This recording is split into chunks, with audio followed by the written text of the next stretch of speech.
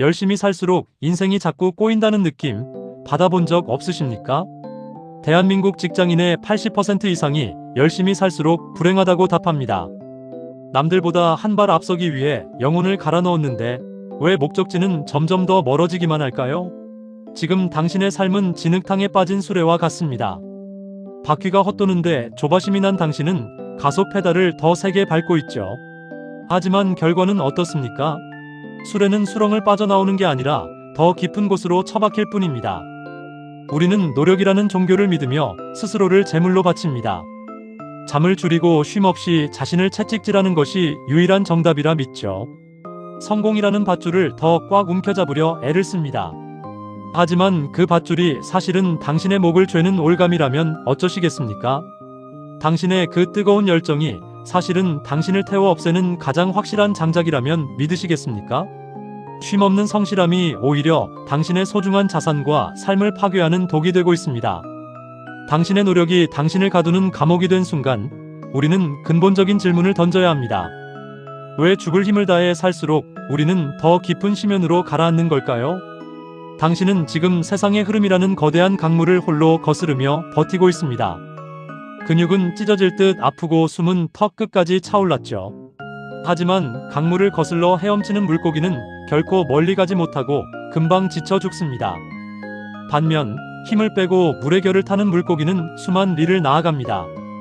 당신의 성실함이 독이 된 이유, 그것은 당신이 어떤 흐름을 무시했기 때문입니다. 장자는 2500년 전 이미 이 비극을 예견했습니다. 그는 우리에게 충격적인 처방전을 내립니다. 행복하고 싶다면 제발 아무것도 하지 마라.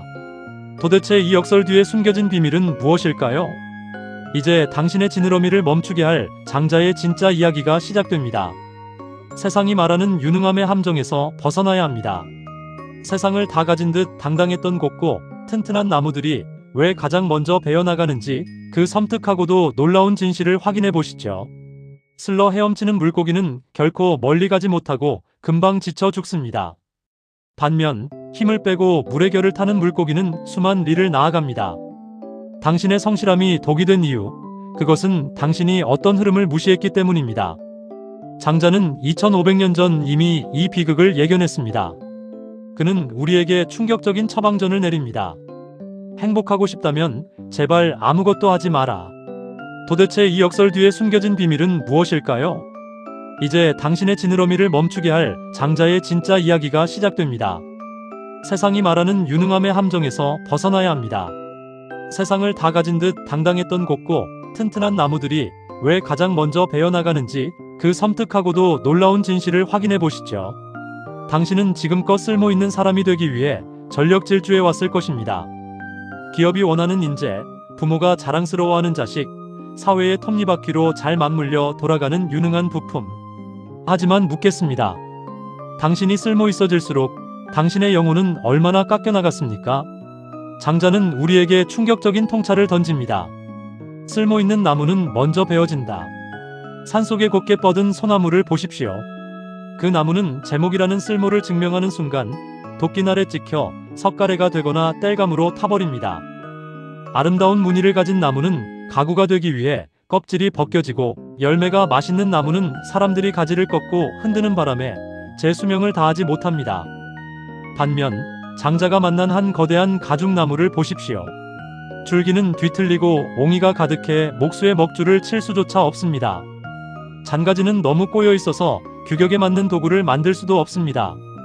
목수들은 이 나무를 보고 아무짝에도 쓸모없는 나무라며 침을 뱉고 지나칩니다. 그런데 바로 그 무능함 덕분에 그 나무는 도끼날을 피하고 수천 년 동안 거대한 그늘을 들이우며 신성한 나무로 살아남았습니다. 이것이 바로 장자가 말하는 무용지용, 즉 쓸모없음의 쓸모입니다. 우리가 느끼는 모든 불행과 불안은 사실 타인의 기준에 맞는 도구가 되려고 애쓰는 데서 시작됩니다. 당신이 유능해질수록 세상은 당신을 더 가혹하게 부려먹을 것입니다. 당신이 성실할수록 조직은 당신에게 더 많은 짐을 지울 것입니다. 당신의 쓸모는 당신을 위한 것이 아니라 당신을 사용하는 주인들을 위한 것입니다. 결국 쓸모 있는 존재가 된다는 것은 누군가에게 소모될 준비가 되었다는 뜻에 불과합니다. 세상은 쓸모없는 것을 실패라고 부르지만 장자는 그것을 해방이라고 부릅니다. 규격에 맞지 않는 뒤틀린 나무가 되었을 때 비로소 우리는 타인의 도구 상자에서 벗어나 나만의 광활한 들판으로 나갈 수 있습니다. 누구도 나를 배워가려 하지 않고 누구도 나를 소유하려 하지 않을 때 우리는 비로소 온전한 나 자신으로 존재하게 됩니다. 지금 당신이 느끼는 무력감과 뒤처지고 있다는 공포는 사실 당신의 영혼이 보내는 구조 신호입니다.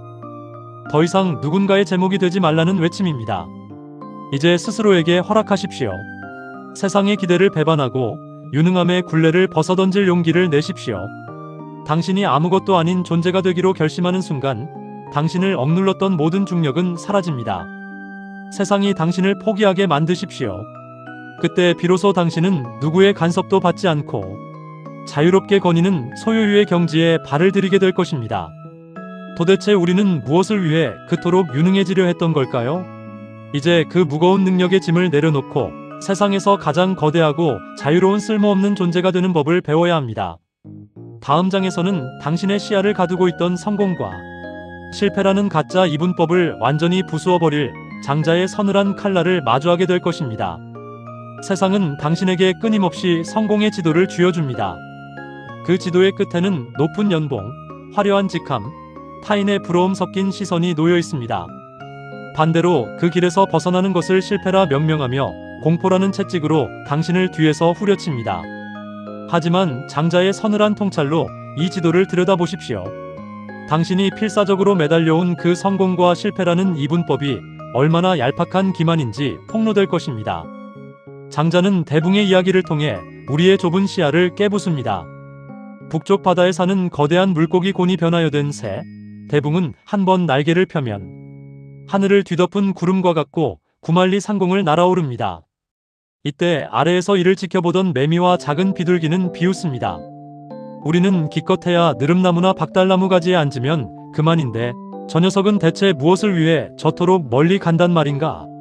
매미와 비둘기에게 있어 성공은 나무 위 안전한 가지에 안착하는 것입니다. 그들에게 대붕의 비상은 무모한 낭비이자 이해할 수 없는 실패일 뿐입니다. 여기서 우리는 질문해야 합니다. 당신의 가치를 매기고 당신을 실패자로 낙인 찍는 그 세상은 과연 대붕의 높이를 이해할 수 있는 존재입니까? 아니면 고작 나무 위를 성공의 전부라 믿는 매미들의 집단입니까? 우리가 추구하는 성공은 대개 소지, 즉 작은 알매에 불과합니다. 아침에 났다가 저녁에 죽는 버섯은 밤과 낮의 바뀜을 알지 못하고 한철만 사는 매미는 봄과 가을의 존재를 모릅니다. 이처럼 눈앞의 성취와 효율에 매몰된 세상의 잣대는 당신의 거대한 잠재력을 측정할 도구가 없습니다. 세상이 당신에게 건네는 성공의 훈장은 사실 당신을 그들의 규격에 맞게 길들였다는 사육의 증표일 뿐입니다. 장자는 말합니다. 진정한 승자는 이기고 지는 게임 자체에서 걸어나오는 사람이다. 세상이 정의한 성공을 거머쥐는 순간 당신은 그 성공을 유지하기 위해 다시 그 시스템의 노예가 됩니다. 반대로 세상이 당신을 실패자라고 낙인 찍으며 관심을 거두는 순간 당신은 역설적으로 그 누구의 명령도 받지 않는 절대적 주권을 회복합니다. 실패는 몰락이 아니라 거부입니다. 타인이 설계한 트랙 위에서 더 이상 달리지 않겠다는 영혼의 선언입니다. 당신이 규격화된 성공의 문턱을 넘지 못했다면 그것은 당신이 부족해서가 아니라 당신이라는 존재가 그 좁은 문에 담기기엔 너무나 거대하기 때문일지도 모릅니다. 이제 성공과 실패라는 가짜 이분법의 칼날을 거꾸로 돌려 세상의 기대를 베어버리십시오. 승리하려 애쓰지 말고 아예 승패의 도박장 밖으로 걸어나오십시오. 당신이 세상의 기준에서 완벽하게 실패했을 때 당신은 비로소 단 한 번도 경험해보지 못한 가장 찬란하고 고독한 자유를 마주하게 될 것입니다. 다음 장에서는 이 자유를 얻기 위해 우리가 반드시 버려야 할 마지막 집착, 자아라는 무거운 껍데기에 대해 이야기할 것입니다. 우리는 평생 나라는 성벽을 쌓는데 골몰합니다. 이름 석자 뒤에 붙는 수식어를 늘리고 취향이라는 명목으로 기호를 박제하며 나는 이런 사람이다라는 정체성을 요새처럼 견고히 다집니다. 하지만 역설적이게도 그 성벽이 높고 단단해질수록 당신이라는 영혼은 그 안에서 유폐되어 숨을 죽입니다. 장자는 이 답답한 요새를 허물고 밖으로 걸어나오라 권합니다. 그가 제시하는 진정한 자유의 입구는 나를 찾는 것이 아니라 나를 잃어버리는 것에 있습니다. 장자 제물론의 도입 후에는 검은 고를 타던 남곽자기가 멍하니 하늘을 바라보며 앉아있는 장면이 나옵니다. 그는 마치 넋이 나간 듯 보였고 이를 본 제자가 의아해하며 묻습니다. 그러자 남곽자기는 답합니다. 지금 나는 나 자신을 잃어버렸다. 여기서 나를 잃었다는 것은 육신의 소멸이 아니라 사회적 관계와 고정관념 속에 갇혀있던 가짜 자아, 즉 아라는 껍데기를 벗어던졌다는 뜻입니다. 우리가 겪는 고통의 파랄은 나라는 존재를 지키려는 과도한 방어기제에서 비롯됩니다. 누군가 내 의견에 반대하면 화가 나는 이유는 내 생각이 부정당해서가 아니라 그 생각과 동일시된 내가 상처 입었다고 믿기 때문입니다. 타인의 시선에 전전긍긍하는 이유 역시 내가 공들여 만든 나의 이미지가 훼손될까 두려워서입니다. 하지만 장자의 빈 배 비유를 떠올려 보십시오. 강을 건너던 배가 빈 배와 부딪히면 아무리 성격 급한 사람이라도 화를 내지 않습니다. 하지만 그 배에 사람이 한 명이라도 타고 있다면 소리를 지르며 욕설을 퍼부을 것입니다. 당신이 세상과 부딪힐 때 고통스러운 이유는 당신이라는 배 안에 나라는 고집스러운 선장이 너무 꽉 차 있기 때문입니다. 현대 사회는 우리에게 끊임없이 자존감을 높이고 자기 개발을 하라고 종용합니다. 하지만 장자의 눈으로 보면 이는 쇠사슬에 금치를 하는 것과 다를 바 없습니다. 자아는 발견해야 할 보물이 아니라 해체해야 할 편견의 덩어리입니다. 내가 무엇이 되어야 한다는 강박을 내려놓을 때 비로소 나는 모든 것이 될 수 있습니다. 장자가 꿈속에서 나비가 되었을 때 그는 나비인지 장자인지 구분하지 않았습니다. 그 경계가 무너진 자리에서 비로소 만물과 하나가 되어 흐르는 거대한 생명력, 즉 도가 시작됩니다. 나를 잃어버린다는 것은 무책임해지는 것이 아닙니다. 오히려 나라는 좁은 틀에서 벗어나 세상의 흐름에 온전히 몸을 맡기는 지극한 능동성입니다. 나는 이런 대접을 받아야 해. 나는 반드시 이렇게 살아야 해라는 자기 규정이 사라진 자리에는 고요한 평온이 찾아옵니다. 이름도 직함도 과거의 영광도 미래의 불안도 다 타버리고 남은 그 깨끗한 빈자리야말로 그 누구도 침범할 수 없는 성소입니다. 이제 당신의 이름표를 떼어내십시오. 당신이 정의해온 당신 자신의 목록들을 하나씩 지워나가십시오. 세상이 당신을 규정하도록 내버려 두지 마시고 당신 스스로도 당신을 가두지 마십시오. 자아라는 무거운 껍데기를 벗어던지고 가벼워진 당신은 이제 대지의 바람을 타고 어디로든 흐를 준비가 되었습니다. 다음 장에서는 이렇게 자아를 비워낸 이들이 세상을 살아가는 구체적인 방식, 즉 쓸모없음의 쓸모에 대해 다룰 것입니다. 세상이 버린 무용의 가치가 어떻게 우리를 진정한 생존으로 인도하는지 목격하게 될 것입니다. 세상은 우리에게 끊임없이 쓸모있는 사람이 되라고 강요합니다. 유치원부터 직장에 이르기까지 인간의 가치는 타인에게 얼마나 기능적인가, 사회라는 거대한 기계의 부품으로서 얼마나 매끄럽게 작동하는가에 의해 매겨집니다. 하지만 장자는 이 효율성의 논리를 정면으로 거스릅니다. 그는 오히려 세상이 말하는 무용, 즉 쓸모없음이야말로 자기 삶을 온전히 지켜내는 가장 강력한 무기라고 말합니다. 장자 인간 세편에는 목수석의 이야기가 나옵니다. 그는 길가에 서 있는 거대한 가시나무를 보고도 거들떠보지 않고 지나칩니다. 제자가 이유를 묻자 그는 이렇게 답합니다. 저 나무는 배를 만들면 가라앉고 관을 만들면 금방 썩으며 그릇을 만들면 깨지고 만다. 아무짝에도 쓸데가 없는 나무다. 그래서 저토록 오래 살 수 있었던 것이다. 만약 그 나무가 곱고 재질이 좋았다면 벌써 도끼날에 찍혀 누군가의 대들보나 가구가 되었을 것입니다. 나무의 쓸모없음이 역설적으로 나무의 천수를 누리게 한 것입니다. 우리는 쓸모라는 이름의 도끼 앞에 스스로를 내던지며 살아갑니다. 남들에게 인정받기 위해 재능을 과시하고 조직에서 대체 불가능한 존재가 되기 위해 영혼을 소진합니다. 하지만 기억하십시오. 잘 드는 칼일수록 먼저 무뎌지고 향기가 진한 꽃일수록 먼저 꺾이며 맛이 좋은 짐승일수록 먼저 사냥당합니다. 타인의 목적에 부합하는 존재가 되려고 애쓰는 순간 당신의 삶은 당신의 것이 아니라 당신을 사용하는 주인의 것이 됩니다. 장자의 친구 해자는 장자에게 커다란 박씨를 받아 심었습니다. 하지만 다 자란 박은 너무 커서 물을 담을 수도 없고 쪼개어 바가지를 만들기엔 너무 평평했습니다. 해자는 그것을 쓸모없는 물건이라 치부하고 깨버렸습니다. 그러자 장자가 탄식하며 말합니다. 어찌하여 그 큰 박을 강물에 띄워 배로 삼아 유람할 생각은 하지 못했는가. 해자는 박을 바가지라는 기존의 틀로만 보았기에 그 너머의 가치를 보지 못했습니다. 이처럼 우리가 무용하다고 느끼는 것은 그것이 정말 가치 없어서가 아니라 우리의 시선이 편협한 쓰임새에 갇혀있기 때문입니다. 무용의 용은 아무것도 하지 않는 나태함이 아닙니다. 그것은 세상이 정한 규격에 맞춰 자신을 깎아내지 않는 용기입니다. 취업에 도움이 되지 않는 독서, 돈이 되지 않는 산책, 효율성 없는 명상. 세상은 이런 행위들을 시간 낭비라 부르지만 사실 우리의 영혼을 숨쉬게 하는 것은 바로 이런 무용한 순간들입니다. 내가 세상에 아무런 쓸모가 없을 때 비로소 나는 세상의 도구가 아닌 나 자신으로서 존재할 수 있습니다. 이제 스스로에게 질문해 보십시오. 당신은 누군가의 대들보가 되기 위해 몸을 곧게 펴느라 고통받고 있지는 않습니까?